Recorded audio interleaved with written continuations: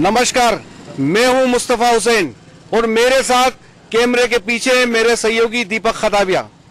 इस समय हम मौजूद है नीमच जिला मुख्यालय के सबसे नजदीक के गांव रेवली देवली में। रेवली देवली गांव इस पूरे अंचल में सबसे जागरूक लोगों का गांव माना जाता है और यहां पर बड़े पैमाने पर किसान रहते हैं जो अफीम, लहसुन, प्याज और तमाम तरह की खेती करते हैं। इस समय हम रेवली देवली के मुख्य हिस्से में खड़े हैं और हमारे साथ बड़ी संख्या में किसान मौजूद हैं। आइए यहां मौजूद किसानों से हम उनके मुद्दों पे बात करते हैं। सबसे खास बात यह है कि जब फसल किसान के खेत में होती है तो उसका भाव जमीन में रसातल में होता है, लेकिन वही फसल जब व्यापारी के गोदाम में जाती है तो उसका भाव आसमान छूने लगता है। आखिर ऐसा क्यों होता है? जो किसान रात दिन खेत में काम करता है, मेहनत से फसल उपजाता है, लेकिन जब उसको लेके बाजार में जाता है तो उसका सही दाम नहीं मिल पाता। इस पूरे मामले के अंदर कहीं ना कहीं इस मालवा के इस हिस्से में कोई बड़ा रैकेट काम कर रहा है और इस रैकेट को लेकर हम किसानों से बात करेंगे, जो किसानों के फसलों के दाम कभी बढ़ा देता है, कभी घटा देता है। आइए साहब, आपसे पूछना चाहूंगा, आप लहसुन और प्याज उपजाते हैं, लेकिन आज की स्थिति के अंदर जो लहसुन और प्याज के भाव में वो काफी गिरे हुए हैं और सही नहीं मिल रहे हैं। कितनी मायूसी है किसानों में, कितनी परेशानी है? बहुत परेशानी है। लहसुन और प्याज का भाव हमको बिल्कुल नहीं मिल रहा है। लहसुन का भाव 1.5-2 रुपए है, प्याज का भाव 50 पैसे से 1.5 रुपए 2 रुपए तक बिक रहा है। फेंकने पड़ रहे हैं, बहुत परेशानी का मामला। और अभी लेना भी बंद कर दिया, व्यापारी खरीदने के लिए मना कर रहे हैं। तो ऐसी स्थिति हमारी काश्तकार की हो रही है। दूसरा ये है कर्ज माफी का। तो हम 1 मिनट अपन कर्ज माफी पे आएंगे। आप भी लहसुन प्याज की खेती करते हैं, कितना मुश्किल काम है इस फसल को उगाना? कितना मुश्किल होता है? बहुत मुश्किल से होता है। हाँ, बिल्कुल लहसुन का बिल्कुल भाव भी नहीं है, ना प्याज का भाव है, ना किसी चीज का भाव नहीं है। क्या मवेशियों को खिला रहे हैं गांव में लोग? हाँ, मवेशियों को खिला रहे हैं। क्या अगर खाद में ला के नदियों मेरों पे डाल रखा और सब खा रहे हैं ढोर। ये समस्या है। हाँ, आप बताएंगे कि लहसुन और प्याज को लेके कितनी मायूसी गांव में? बहुत परेशानी है गांव में। लहसुन और प्याज के कोई भाव नहीं है। मकान में भरे हुए पड़े हैं, अभी भी खेतों में प्याज भी पड़े हैं पर कोई भाव नहीं। आप ये बताएं कि इस समय मध्य प्रदेश में नई सरकार बैठी है, कमलनाथ मुख्यमंत्री है, क्या उम्मीद करता है किसान नए मुख्यमंत्री से? ये उम्मीद करता है कि नए मुख्यमंत्री जी कोई अच्छी योजना लेके आएंगे और खास करके किसान के ऊपर कोई नई योजना लाएंगे, क्योंकि जो उपज तैयार होती है, ये उपज का जो रेट तय होता है ये किसान नहीं करता, ये व्यापारी वर्ग करता है। और व्यापारी वर्ग की एक मोनोपोली होती है कि वो आपस में मिल बैठ के उसका रेट तय कर लेते हैं और जो मार्केट रेट होता है उससे डाउन रेट में लेते हैं। जैसे 4,000 का भाव है तो 3,000 भी उसको नीलामी में लेते हैं और उसके लिए किसान के पास ऐसी कोई योजना नहीं है कि वो किसान उसको रोक सके। तो हम ये चाहते हैं कि अभी जो वर्तमान में जो अपने मुख्यमंत्री है वो ऐसी नीति लेके आए, किसान नीति लेके आए, क्योंकि हमें काफी उम्मीद है कि अच्छी योजना वो लेके आएंगे किसानों के लिए और उससे किसानों को रेट में अच्छा फायदा मिलेगा। आपने बड़ी अच्छी बात बोली, सरकार एक नई नीति लेके आए और उपज के जो है मूल्य है उसको जो है स्थिर करें। मैं आपसे खास बात करना चाहता हूं कि इस देश के अंदर वायदा कारोबार होता है, ये NCDX के माध्यम से होता है और ऑनलाइन ट्रेडिंग होती है।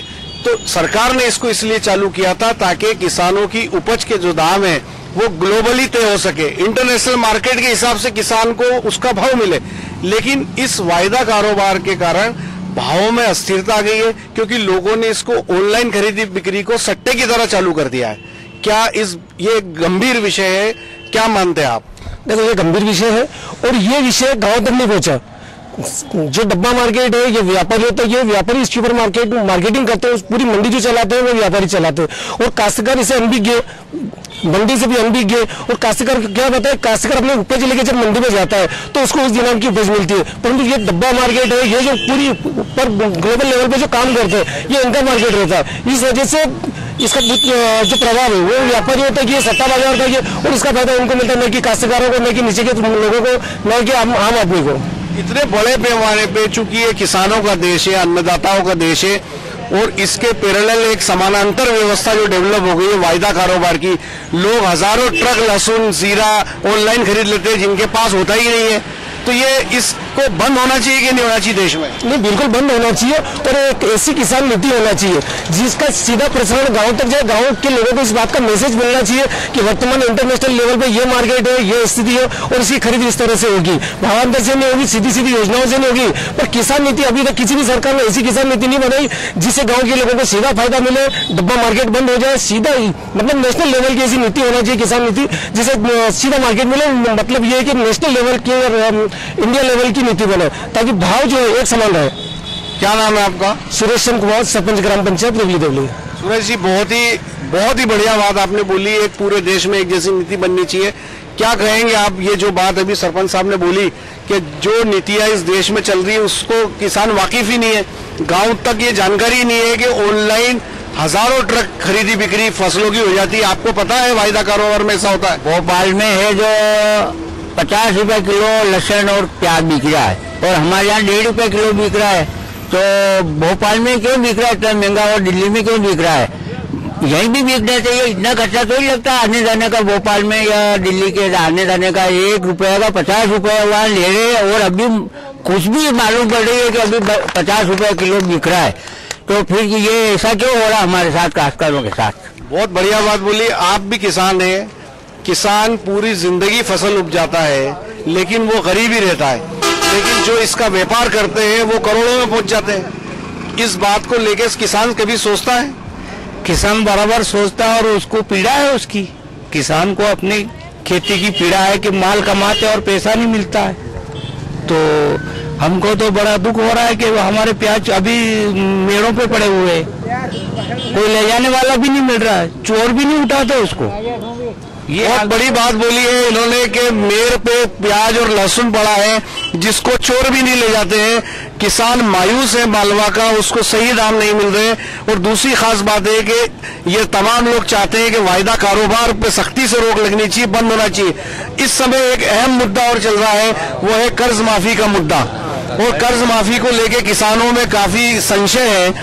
आप क्या कहेंगे इस मामले में? सबसे पहले तो मैं मध्य प्रदेश शासन और जो नए मुख्यमंत्री बने उनको धन्यवाद देना चाहता हूं कि उन्होंने नई सरकार बनाई और बैठते ही सबसे पहले किसानों के कर्ज माफी का जो निर्णय लिया है। इस कर्ज माफी में उन्होंने जैसे 31 मार्च किसानों का जो ड्यू और ओवर ड्यू किया है, तो जो वास्तव में किसान ने जो ऋण ले रखा है उसको सारा माफ कर देना चाहिए।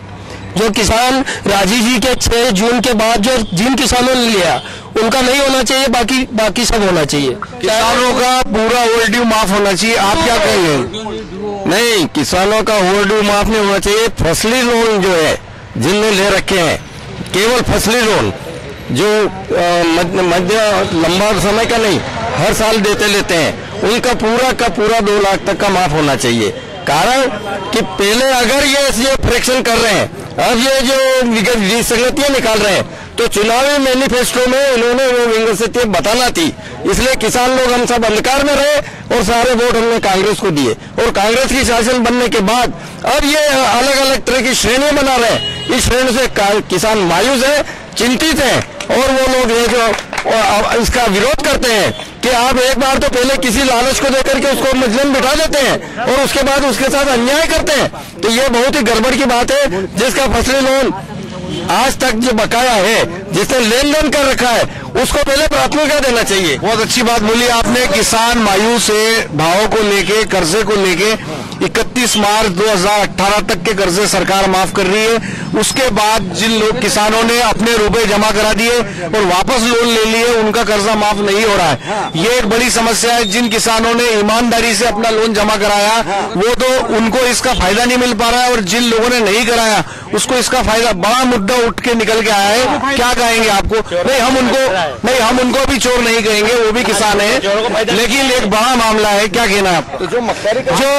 जो जमा नहीं कराते हैं, जो जमा होता है, जो साहूकार है, जो टाइम टू टाइम बैंक जमा करते हैं, उनको वो उनको किसी की मजबूरी हो सकती है उनकी। हर आदमी इसलिए जमा नहीं करा पाया कि उसके पास चोर है, ऐसा नहीं है। परेशानी में भी नहीं। मेरा आपसे कहना है, आप क्या चाहते हो वो बात बताएं आप। सभी डिफॉल्टर ने जो अभी वर्तमान में है सभी का कर्जा माफ होना चाहिए। सभी का कर्जा माफ होना चाहिए। हाँ, आप बताइए क्या कहना है आपका? मतलब है कि सरकार ने जो वादे किए हैं कर्जे माफी के, तो कर्जे माफी पहले कम से कम जिन्होंने अभी लोन लिया उनके कर्जे माफ होना चाहिए, कायदा तो ये है। और जो ड्यू है 10 साल के 5 साल के वो लटकते हैं उनको पहले ले रहे, इसका कारण क्या? 31 मार्च 2018 के बाद जिन लोगों ने जमा किया उनके कर्जे माफ होने चाहिए। आपका चाहिए? हाँ, ये धनी काश्तकार में जैसे नया लीदा होने के लिए तो भी नहीं रही माफ, तो फिर कोई मतलब नहीं। धन के संभलाती खातों में कर्ज भी नहीं ली मिलो तो उनके भी माफ होगा।